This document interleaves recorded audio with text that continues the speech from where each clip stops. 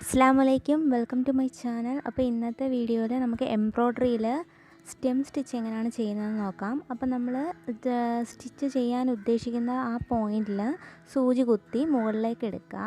അതിനുശേഷം ഒരു running stitch ഇടുന്ന ഗ്യാപ്പിൽ സൂചി കുത്തി നമ്മൾ ഫസ്റ്റ് എടുത്ത പോയിൻറ്റിനും ഇപ്പോൾ എടുക്കുന്ന പോയിൻറ്റിനും നടുക്കായിട്ട് സൂചി മുകളിലേക്ക് എടുക്കുക. ഇതാണ് സ്റ്റെം സ്റ്റിച്ചിൻ്റെ സ്റ്റാർട്ടിങ്.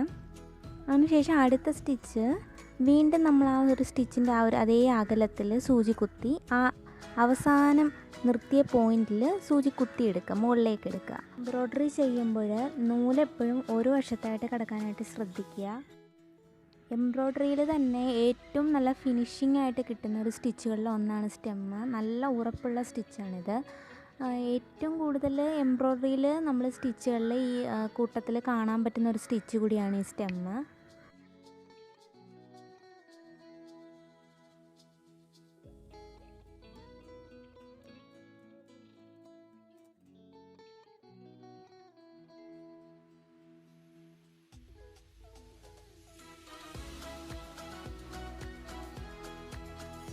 ഞാൻ പറഞ്ഞു തരുന്നതിനേക്കാളും നിങ്ങൾ ഈ വീഡിയോ ഒന്ന് ശ്രദ്ധിച്ച് കണ്ടാൽ തന്നെ നിങ്ങൾക്ക് ഈ സ്റ്റിച്ച് പെട്ടെന്ന് മനസ്സിലാകും എങ്ങനെയാണ് ചെയ്യുന്നതെന്ന്.